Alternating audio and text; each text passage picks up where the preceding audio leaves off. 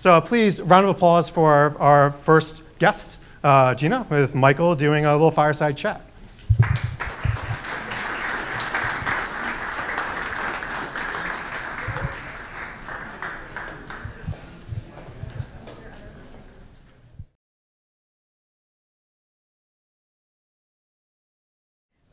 Thanks. I'm Michael Copeland. I work with AWS on the startup marketing team, and I am very happy to be here on stage with Gina Bianchini, who is the CEO and founder of Mighty Networks and co-founder, previously co-founder and CEO of Ning. You were an EIR at Andreessen Horowitz. I was a journalist for a long time, so I don't know if hassle is the wrong word, but I used to hassle Gina all the time for stories. I think that's true. Okay, I think that's hassle is a fair word. I want to get a sense of this room a little bit. Raise your hand if you are sort of in some sense on your first startup. You're either working at one, you're building one. All right. Keep your hand up if it's your second startup. Third startup? Wow. It's like we skipped over number 2 and went directly from 1 or 3. This is fantastic. Fourth startup? This man. So I want to point out that you have some irrational people. You're in good company. Let's put it this way, because we're going to get into like what the sort of mentality of a startup founder.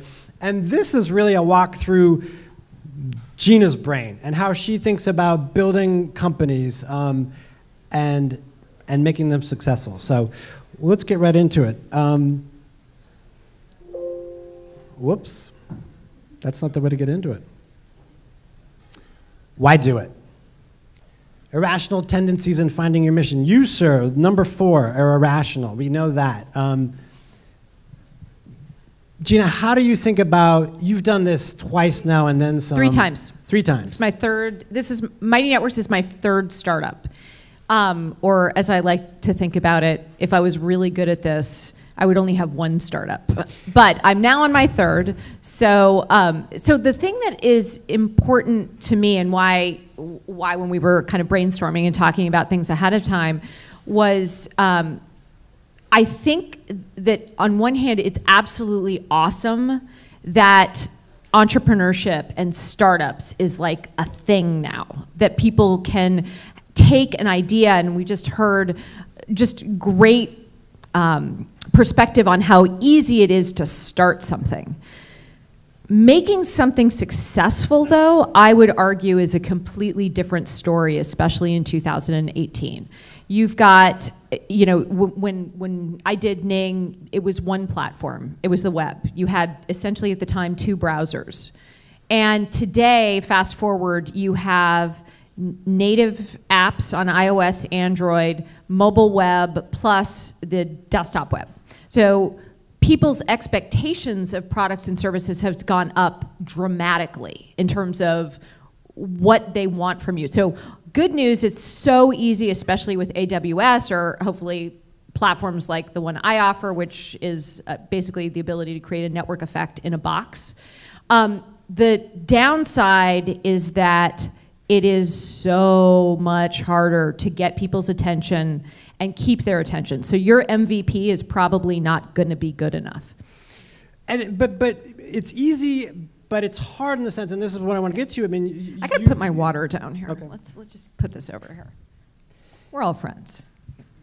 All right. I mean, one of the things that you described to me is that you have to ask yourself certain questions before you go down the path. Right, and that is why I think it's so important to start with, can you figure out any other way to scratch the itch that you have with respect to a new project?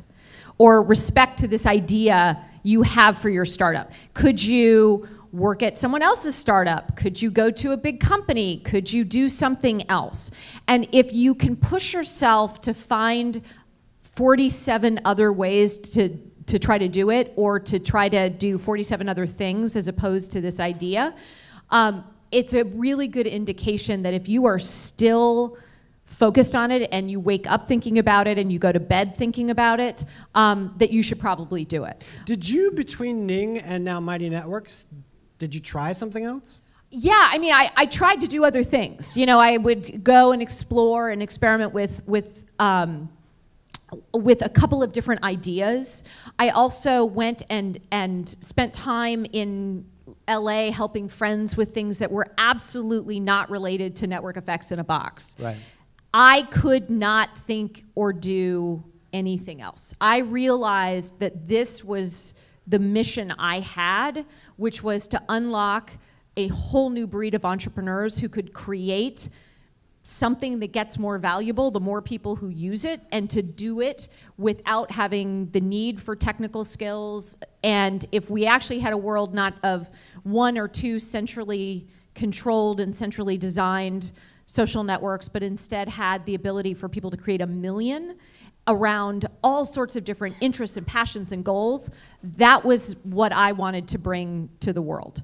And it's super arrogant to even say that, but I knew that that was the thing I wanted to work on, and I wanted to do nothing else, and that it was going to be, in one way, shape, or form, the thing I worked on for the rest of my life.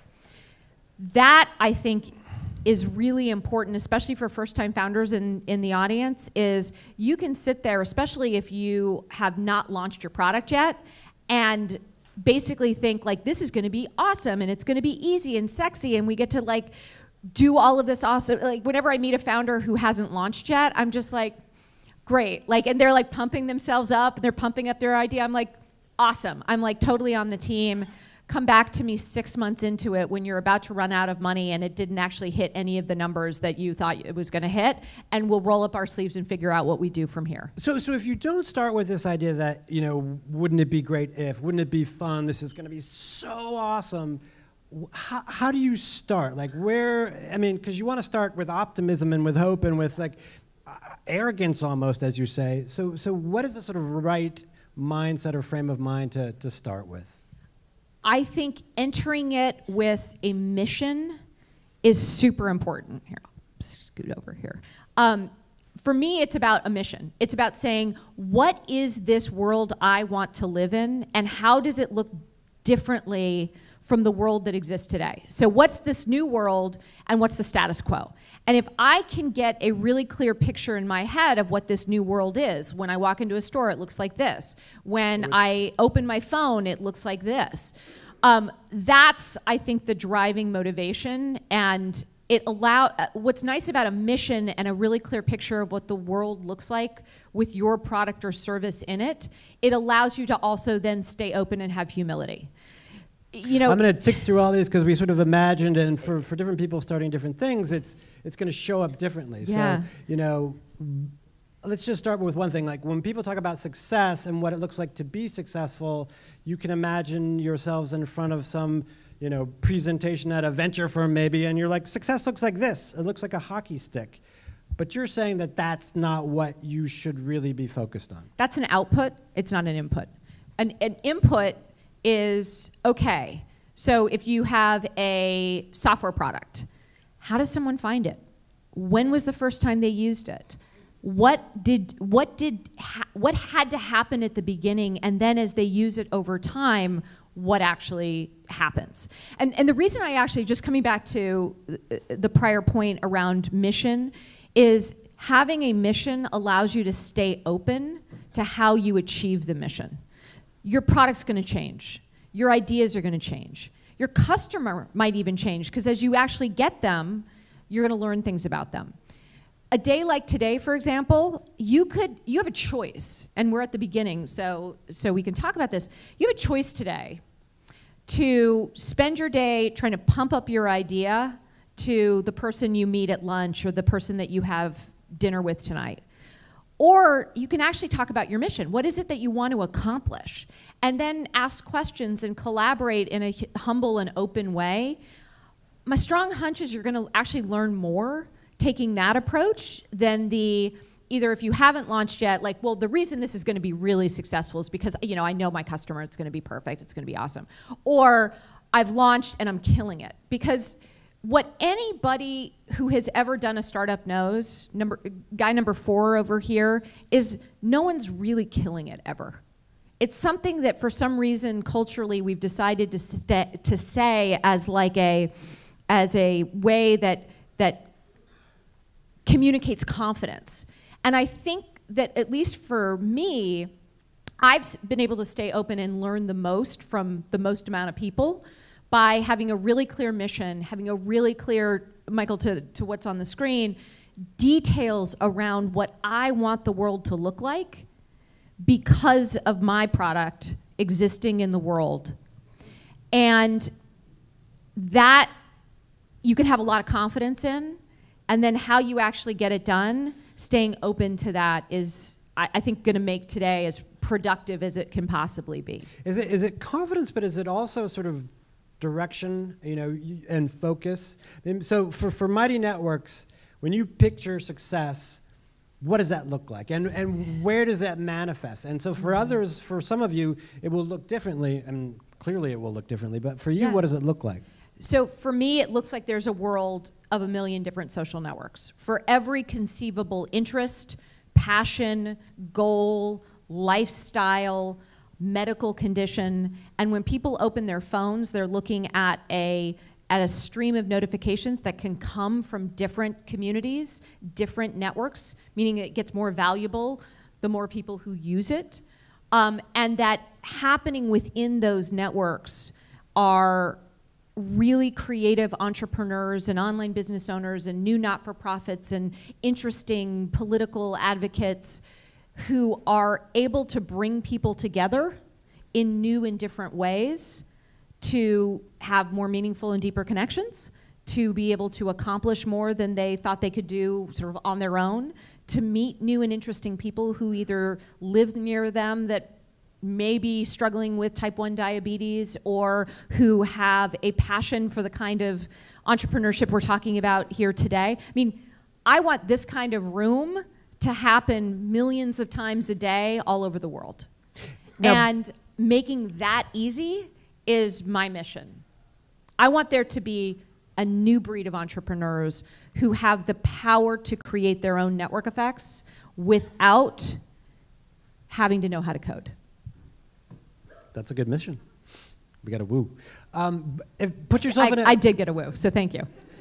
Put yourself in a different shoe. Like if I have a product, if I have a whether it's a device or something else, like how do we think about success differently versus what you're talking about? If it's a physical item, distribution happens differently. What are some ways people can think about it? So something really small that you can do, I do in the morning. And actually it was really important. I think as entrepreneurs, it's really easy to stay super high level. Like, I want to be a disruptive innovator with a hardware product that integrates into something. Like, and the people that you're talking to, because you're so close to it, it's sort of, I think the term is like the curse of the expert. You kind of have to be an expert in what it is you're building to be a successful entrepreneur. The flip side, though, is no one knows what you're talking about. And a lot of times you're picturing the world all the way, well, everybody already is in my brain. They know exactly what I want to accomplish with this. And one of the things that I did when we were at the point where the product was working, we had the pieces we needed, but we really needed to start turning on marketing and start turning on distribution. Every morning when I got up, I had a blank piece of computer paper or printer paper, and I just wrote out, how is someone going to find this? And I just wrote, and it's like, how is someone going to find it? What's going to be their first experience? How do they discover this? How are they going to go from knowing nothing? Like, what's going to be the first thing that they're going to say when they stumble upon a Mighty Network, or they stumble upon Mighty Networks in a search result or over social media or in the App Store? And could I essentially just keep going back to that same question and write out as much as I could think about and brainstorm in the morning? And I did it every single morning. And what came out of that was actually new ideas every day. So I'd go into the office and I'd be like, okay, so this really seems like the direction that we should go down. This really seems like the next experiment that we should run. And so it was asking myself the same question every morning and just letting myself write for 10, 15, 20 minutes that allowed me to stay focused on what's a brand new person coming in going to experience. So that's a great segue to the next slide, is who are your first 20 customers? And it's this notion that you describe where you go in and you're pitching like, we are going to take over the world and this is what it looks like and here's how many hundred thousands of customers we'll have. But you're saying, don't focus on the first 100,000, focus on the first 20. Why is that? In part for the same reason. The more that you can get the detail, who is that person? You got to know them. I really do think that whether you are building a hardware product, whether you're building a software product, whether you're building a social platform that ultimately has 80 million visitors on it, in all cases, you are looking for what is the commonality of the person that you are able to serve. And I have not found any better way than understanding the first 20 people who are going to buy your product. So how, break it down a little bit. How do you go about doing that? So in our case at Mighty Networks, what we actually did was we built the first version of the product for essentially one customer. So instead of like, da-da, we're open for business, yay, we let people come and create Mighty Networks for free, but we built it in partnership with a large enterprise, a large brand. And what that allowed us to do was to really understand and spend time on that first use case. So the way I sort of think about this, so that was us from a software perspective, and I think that that can be true for software businesses, whether you are serving consumers. There are 20 people you can build your product for at the very beginning, certainly for the enterprise, and even for hardware or a product or service that's physical. One of the things we see, because we serve a lot of small and medium-sized businesses, is the number of people who show up with a product at the farmer's market. Because a farmer's market allows you to get direct interaction with your customers and understand what's working, what's not, how those first 20 people are going to buy. And I would argue that the first 20 people can absolutely include your family and friends. But one thing that I learned early on, before we launched the first version of Mighty Networks, I was doing a lot of feedback sessions with my friends and people who I knew in Silicon Valley and stuff. And they totally steered me wrong.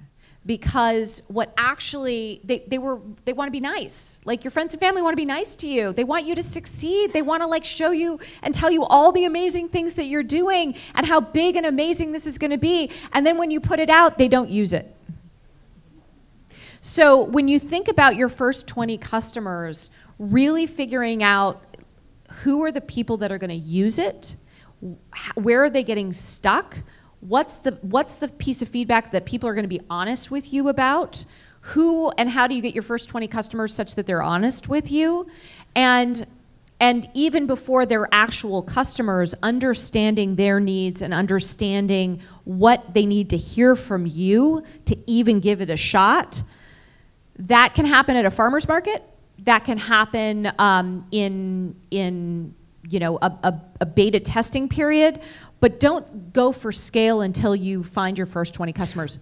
And don't abandon your friends and family either, but also don't over-index on what they have to say, it sounds like. It's awesome that they love you, but that doesn't mean people are going to buy your product. Well, this is a good point then. How do you know what people are willing to pay for in some sense? And do you by building something that you actually say, will you pay me for this? I would like your money now. Right. Well, and what if the answer is no? I'm not going to pay you for this. Then I think understanding why not, and then also understanding, well, what do you want to pay me for? So I don't start a customer, especially a prospect call, without starting with, what are your priorities right now? Because I'm going to be the first person to get off this phone call if what your priorities are do not align with something that I can actually help with. And again, I think that whether you're selling a product or a service at the farmer's market, or you are selling a product or service to the enterprise or SMBs, having those kinds of conversations and seeing what you need to do to tie your product or service to somebody's top priority and not fooling yourself if it's fuzzy enough where you're like, this could work. Like, I think I've got it. Like, you know when someone needs your product. Let me ask you a little bit about pricing, because that's something, you know, we've both worked with Mark Andreessen. You co-founded Ning with him. He sort of thinks that pricing is one of the bigger problems, that people don't charge enough for whatever it is that they're selling, and whomever the person or organization paying for it is. So how do you think about pricing, and how should this audience approach it? So the beautiful thing about pricing is that it ultimately is how you're going to stay in business. And so we, for example, run a platform that people are building their entire businesses on.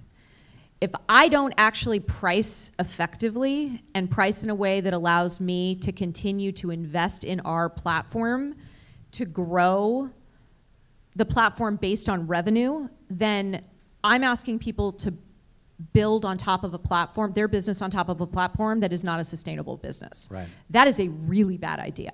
And the challenge being here in Silicon Valley and being in San Francisco is that the love affair with venture capital, and I know my friends are going to talk after about how awesome venture capital is. Venture capital can really screw you up in terms of understanding what your price should be. Mm-hmm. And so I look at it as... Well, but why is that? Just because money doesn't seem to because relate to... it's essentially a subsidy. Right. So if you basically are... if you raise a lot of venture capital, you don't actually need to generate capital from revenue. Right. So... and revenue is beautiful because it's actually non-dilutive capital that actually tells you if you've got a product or service people are willing to pay for. So one of the things that we've done at Mighty Networks is we went out of our way to, as much as possible, build our product based on revenue relationships, non-dilutive capital. I like revenue, and try to minimize the amount of venture capital that we raised and will continue to raise. And the reason for that was because people are building their businesses on top of Mighty Networks. We need to sustain ourselves if venture capital goes away tomorrow. Because otherwise that is not something that is, and we've been able to achieve that, but it's, you know, it's not sexy to talk to fellow entrepreneurs and be like, well, we haven't raised very much money, because so much of the culture today is about your monster round or what your valuation is, or like people congratulate other people based on the amount of money they've raised.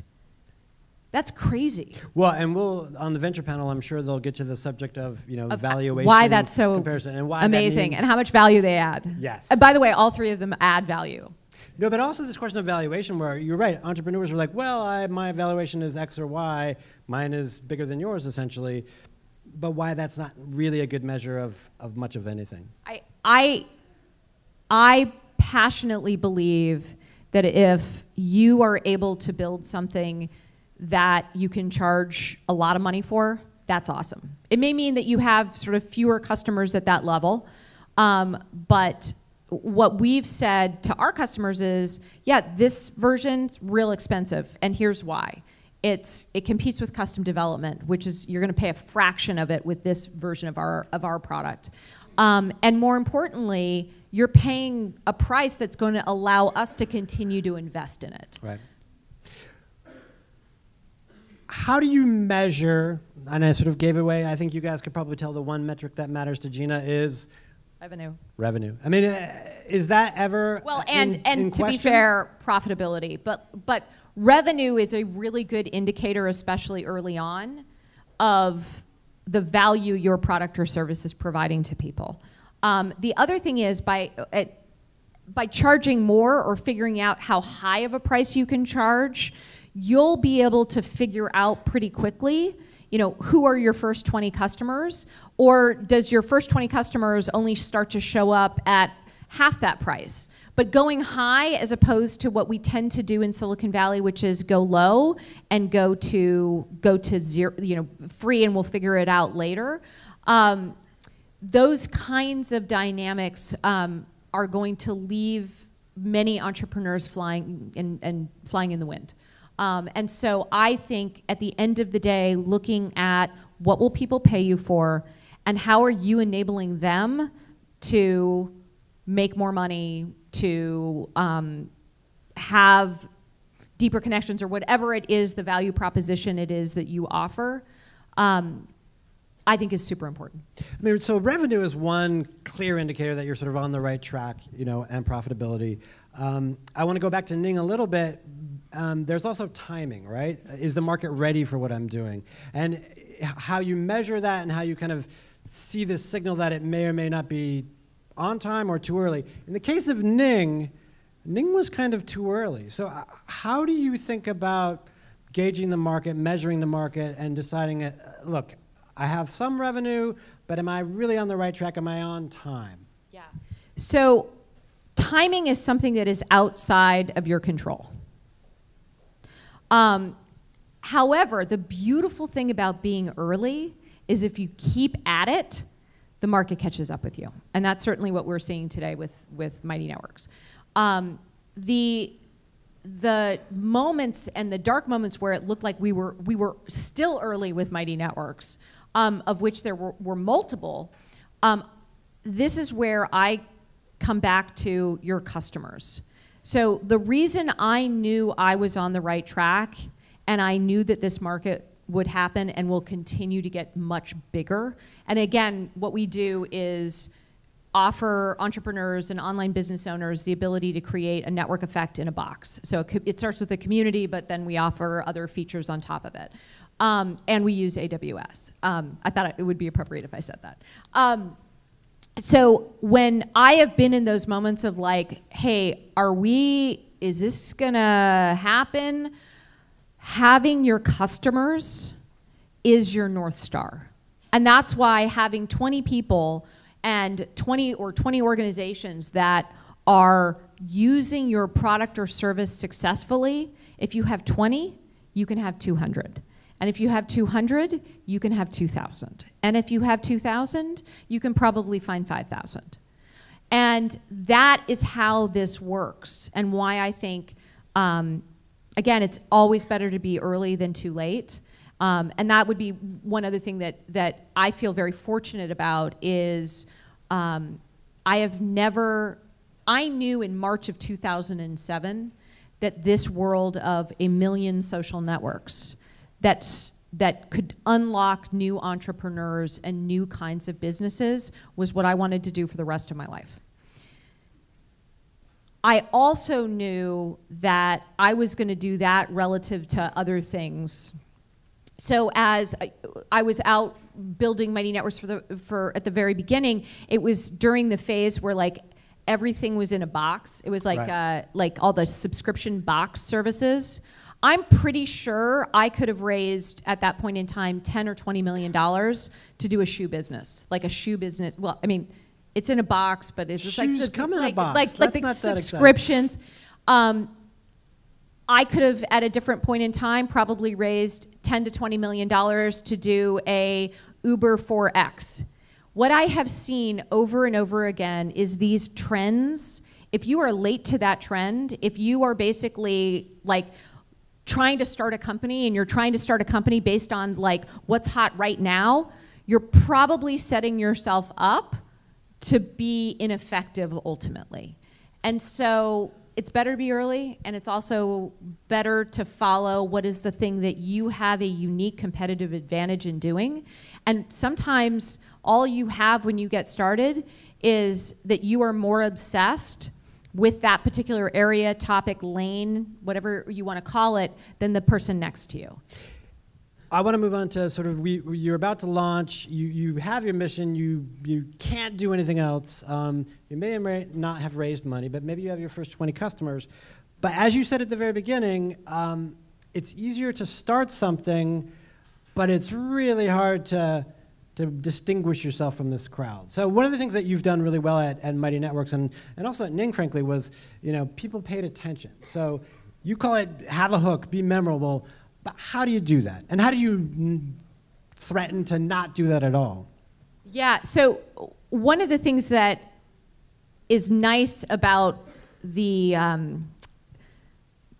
lane I've picked is I have watched hundreds of thousands of new products and services launch, because they launched them on, first it was Ning and now Mighty Networks. And so I can see at this point what are the patterns, especially if you're just starting out, that really matter. And this sort of applies to, I would say, consumer, or even just but having a very clear hook, which is the thing that makes you memorable. So one, who is your first target market, target segment, or niche? Like, who is your first customer, and what is unique about your first customer that you can actually incorporate into how you market what it is you're doing? Because you cannot be memorable to everyone day one. You can be absolutely critical and memorable to the first 20 customers and whoever that niche is. So how do you do that? And describe how you've done that at Mighty Networks. I always think about it as Mad Libs. Are you guys familiar with Jelly Bellies? Like the Jelly Belly recipes, the things that come on the back that if you eat like a watermelon and plus something, you get like a margarita or something like that. I always think about a hook or a niche as, how do you put two things together that make it so much more memorable? So I'll give you a couple of examples. You know, brides are like 50% of the population, or some percentage of the population. But the offbeat bride tribe is like a totally different thing. You're like, hey, wait a second, what is this? And if you basically are not into Martha Stewart living for, you know, bridal magazines and things like that, I probably just got your attention with the offbeat bride tribe. Or lots of people in the world go through grief. There's something called Modern Loss, which is a new online media company that's really about how are we able to share stories around grief, loss, death, and Modern Loss is memorable. That says, wait a second, something different is going on. Another great example is Hairbrained, which is the largest network for craft hairdressers that exists today. Another one that I think is fantastic, you know, before there was Nextdoor, we would see Ning networks that were created for different neighborhoods, and there was one that I loved called Why Leave Astoria. And you kind of know from these names who it's for and what makes it different. And so as you think about, you know, so much again in technology is about, you know, Yellow Talion, which is the, you know, security infrastructure for security infrastructure, or like all these things that it's like you think you're telling your story and you think you're showing how technical it is. I would argue the more that you can do that combines who it's for and what makes you unique, the better shot you're going to have at being memorable. And can you leverage those people, those offbeat brides and those other folks, to build your business? Like, you started with that first 20, and like you said, now we need to get to 200. How can they help? And how can you kind of use them, leverage them in sort of a slightly more aggressive way than you might your other customers? So the most important thing is hopefully those first 20 people, they are similar to each other. So they have shared characteristics such that there's probably 200 of them, or there's probably 2,000 of them. And so one of the things that's beautiful about today is we live in a world where if you can get 20 of the same kinds of people, they probably each know one other person that's going to allow you to grow. And so we've actually seen this at Mighty Networks. We kind of opened up shop. We did all of our kind of product development, R&D, and these enterprise relationships. We always knew we wanted to serve entrepreneurs and online entrepreneurs that wanted a network effect amongst their customers and their businesses at the very, very beginning. So we put it out there. We saw that the first people that were using us were people who were building professional communities, like Hairbrained, for example. And so we basically were like, okay, let's go find where people who want to create professional communities, because there's hairdressers, there's stylists, there's drivers, there's interior designers, there's bakers, you can start to kind of just break it out, because your customer base is never going to be some monolithic customer base. It's going to be one small group plus another small group plus another small group plus another small group. So then if you can actually create ways where your product gets more valuable the more of those people who use it, then you're in a position where you're actually, as you feed things, as you feed people into your product, you are able to get scale and leverage from that. So referrals are awesome, but also just if you delight 20 people and you then ask them to go talk to, not post on social media, because we know it's unclear who's going to see it today. It's a black box. It's much more powerful to say, hey, do you like our product? Can you get it in the hands of 3 of your friends or 3 of your colleagues? Those actually add up, and it becomes an easier ask of the people who are successfully using your product or service than, could you share this out on social media? And it's like, I do it, and like no one cares.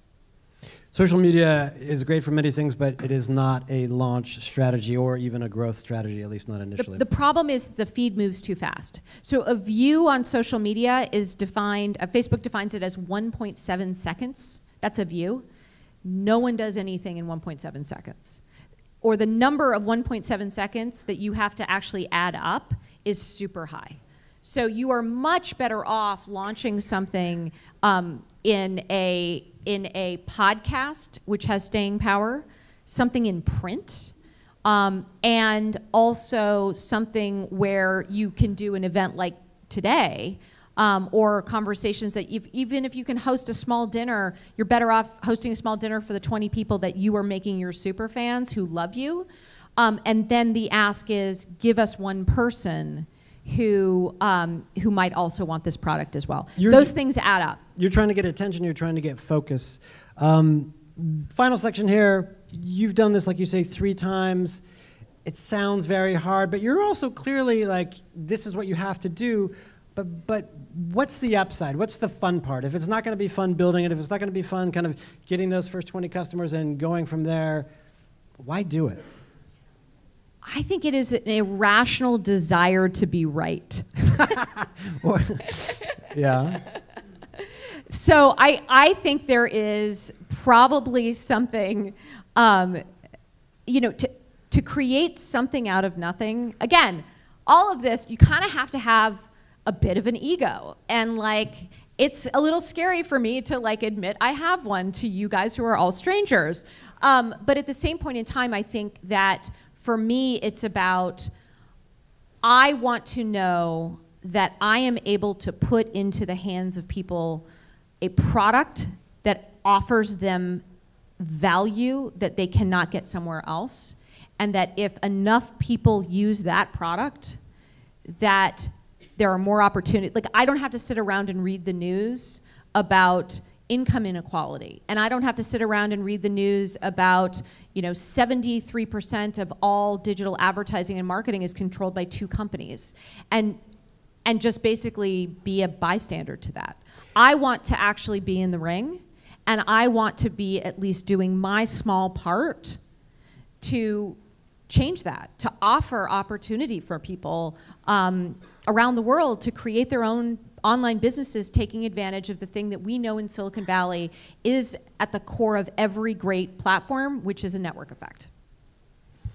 I want to open it up for questions for you guys, and I have one more kind of point here that we want to make at the end, but if there's questions from the audience, you guys raise a hand and we'll get a microphone in your hand. You raised this point about change, and one of the things that you've been very keen on, and certainly, you're a woman who's been a CEO and a founder multiple times. How do you think about sort of the building the company that you imagine other companies should be, and building this, technology industry in a way that we've struggled with?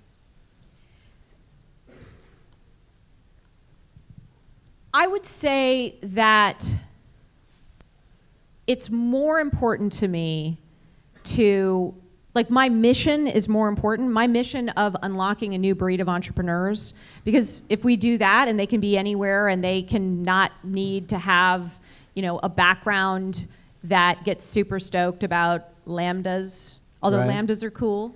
But in all seriousness, if we can actually unlock entrepreneurship for more kinds of people all over the world who have a great idea, and they don't need money, and they don't need technical expertise, they need hustle, they need great marketing, and they need to actually be able to put together a product or service, then from my perspective, that is one way I can open up the opportunity for building new technology companies. In terms of this industry, my goal is to show up to work every day and build a different kind of company and a different kind of product, and to be skeptical about, that change is going to come from the goodness of anybody's heart. There's no way change is going to come because somebody decides like it would be a nice thing to do. Change comes because you build a better product or service, you actually unlock new opportunity, and you do so in a way that attracts the best and the brightest. And I think diversity and inclusion is a competitive advantage. And the good news about running companies is there's nobody who is your boss who's telling you can't do stuff. Right, right. Questions from the audience?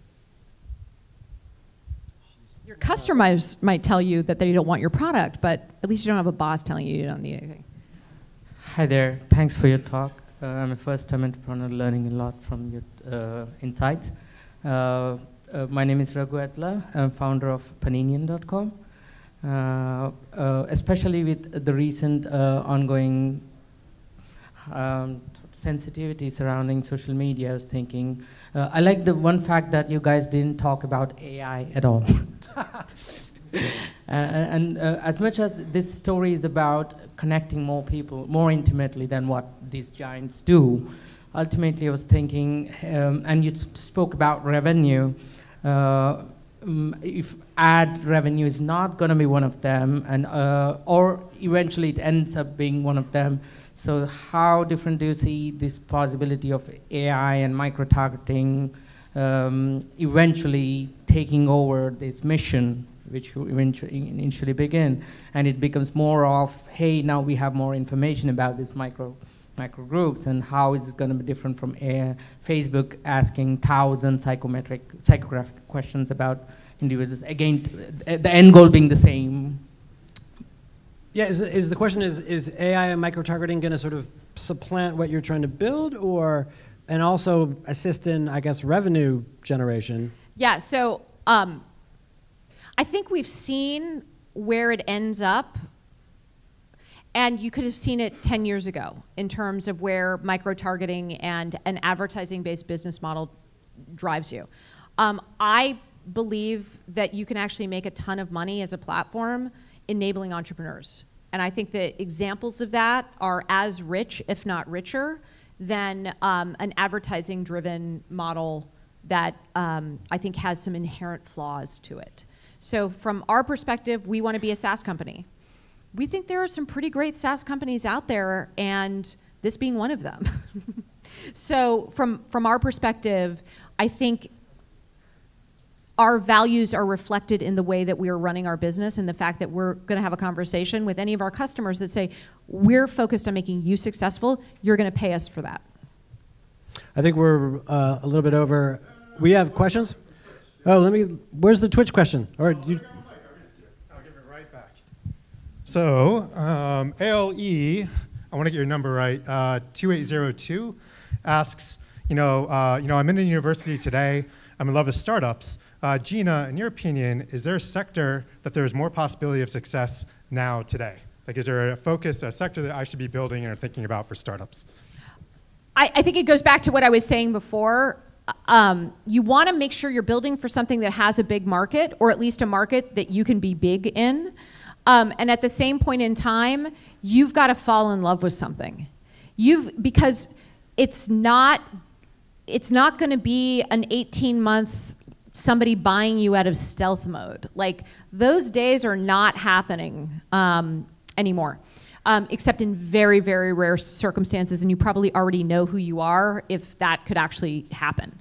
Instead, I would look for where is that intersection of a market and your obsession to figure out where you want to be.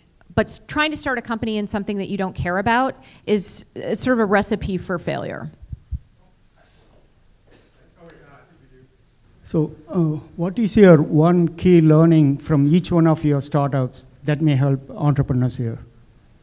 Yeah, actually, my first startup was right at the .com. We started it in April of 2000 when the crash was in March of 2000. So I don't recommend doing that. But it was also a company that had a blue chip backer. We had a phenomenal board. We had all of the outside, validators of success in Silicon Valley, and we had a product we weren't passionate about. And so I think part of my skepticism around, a venture you get money from a venture capital firm, and that is, you've now been anointed and now you're going to be successful. I don't think that's true, and I've seen more failures and more successes. What you don't hear about them as much because nobody likes to talk about them. For as much as Silicon Valley says that they love to talk about failure and embrace failure, it's more like we just won't talk about it and then just keep moving on. So then in my second startup, it was charge people the right amount of money, and for Mighty Networks, it's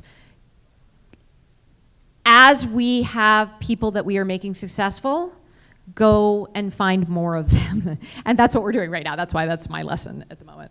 I think we are up against time, so I want to thank Gina Bianchini so much. Thank you.